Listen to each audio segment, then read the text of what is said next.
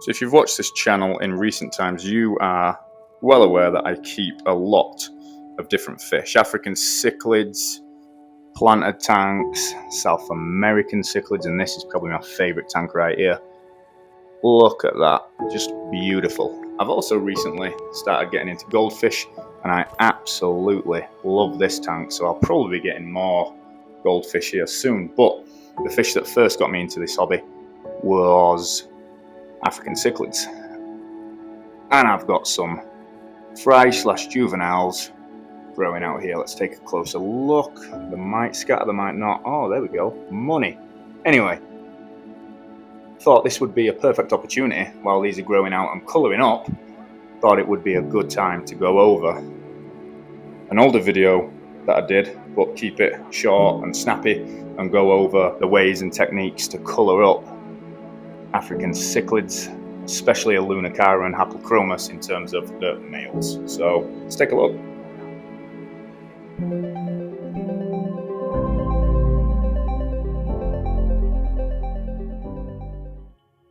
So I just alluded to this in the intro, but in terms of a Lunicara and Haplachromis, you want to make sure the males, the females just stay silverish and grey. So that's the first one, make sure they are males.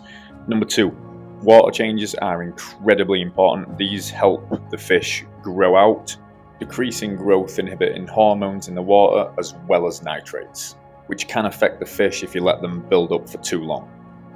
For African cichlids, especially young juveniles, I would advise doing water changes around 50%, at least once every 2 weeks, and if you can do every 1 week, that would be awesome. Tip number three, and this is kind of self-explanatory, but this is just time and patience. If they are definitely male, some fish take longer to colour up. They might not be the most dominant fish in the tank, and those would take longer, but they will colour up. Give them time, continue to do what we talk about on this list, and they will colour up for you and turn into incredible fish. This then links into the next tip, which is making sure there's no mature females in the tank. This alone can make the tank a battleground, causing young juveniles to colour down due to the bigger, more dominant male in the tank. This is going to increase the fighting, increase the stress in the tank, and those subdominant males will never colour up because they never feel comfortable, as the dominant male's just always going to want to chase them as he wants to breed with a female.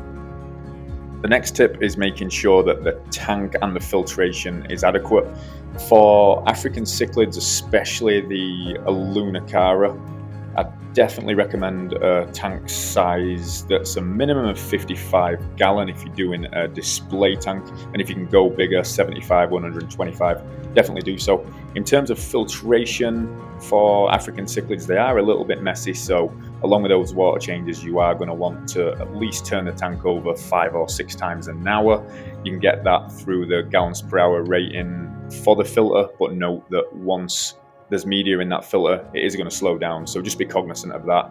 I personally like to use canister filters. They've got a big media capacity and also a pretty substantial flow rate. In addition to tank size and filtration, make sure that you have a quarantine tank if needed. This can just help you to separate an injured fish, or potentially a fish is getting bullied a little bit. You can separate them for a little while, you can feed them up a little bit, make them relax, and you will notice that that fish, once it's comfortable in that tank, will colour up. Again, it's just giving these fish a safe environment, feeding them good food, and they will colour up. Next little tip, and this is self-explanatory, as humans we need good food, and fish do too. So I've left some links in the description for good food. The one thing I would say is just to make sure that the food is sinking. African cichlids are known to gulp at the top of the water, which can cause some issues when they process the food, and it can sometimes get a little bit of air trapped. So definitely make sure it's sinking. If you do buy flakes, just throw your hand in the water when you feed them and make sure the flakes go into the water column rather than the top. The last one, which is kind of a bonus tip, and this is something that I've done for years now, is just be cognizant of the lighting schedule. In my opinion, you don't necessarily need a tank light on for hours and hours throughout the day. as you're probably not growing plants in your African cichlid tank, so you can just have ambient lighting, and then when you come in to view the tank or feed the tank, you can turn the lights off. Because the fish have not got the best view of each other, this then lowers the aggression, the fish feel comfortable, they colour up better, and so on. It's really quite self-explanatory, but there's a little bonus tip for you. So, hope you've enjoyed this video, guys. Short and sharp, straight to the point. Let me know if you'd be interested in any future videos like this that are just a little short and snappy. Hopefully you're having a great week, great day, and we'll see you on the next one. Thanks for watching.